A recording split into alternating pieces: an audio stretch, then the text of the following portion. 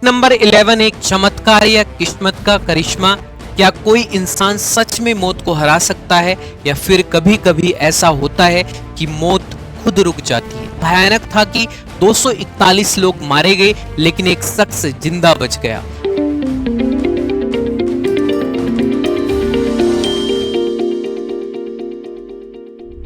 RG ज्ञान सबसे सटीक।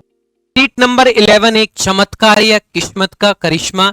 क्या कोई इंसान सच में मौत को हरा सकता है या फिर कभी कभी ऐसा होता है कि मौत खुद रुक जाती है। किसी की दुआ, किसी की ताकत या फिर किसी ऐसी वजह से जिसे हम समझ ही नहीं सकते।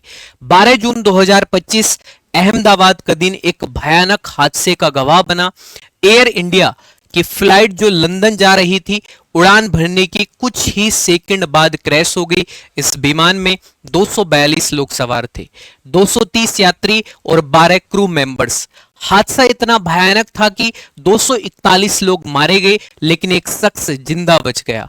आज हम उन शख्स के बारे में बात करना चाहते हैं। उनका नाम है विश्वास कुमार रमेश और बैठा था सीट नंबर 11A पर। लपटों में घिरा प्लेन आसमान से गिरता हुआ, लोग चीख रहे थे, चारों ओर धुआं और लाशें थी, लेकिन उसी मलबे से एक आदमी खुद चलकर बाहर आया। उसके कपड़े फटे हुए थे, शरीर जला हुआ था, सांसें धीमे थी, मगर वो जिंदा था। लोगों को यकीन नहीं हुआ, कैसे कोई बच सकता है उस जलते विमान से। क्या ये भगवान का करिश्मा था?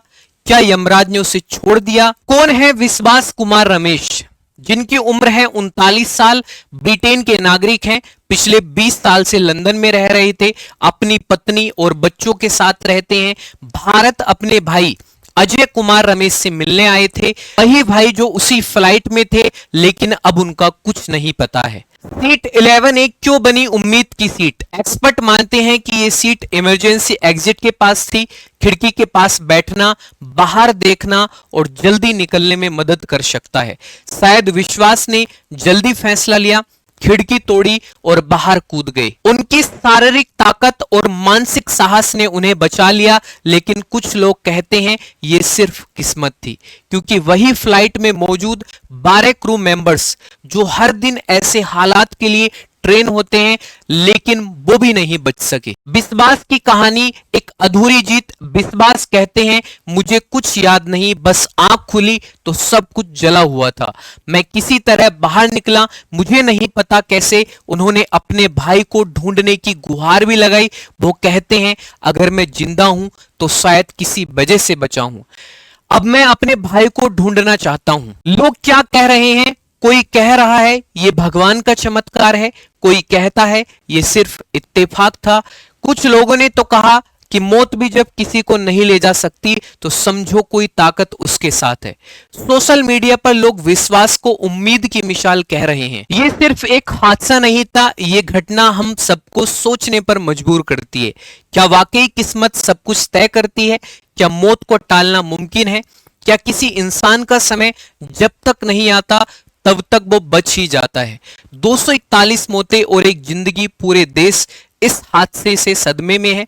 241 लोगों की जान गई, उनके चेहरे तक पहचान में नहीं आ रहे हैं, लेकिन उसी राख के ढेर में से एक जिंदगी बाहर निकल आई और वो जिंदगी आज हम सबके सामने सवाल बनकर खड़ी है।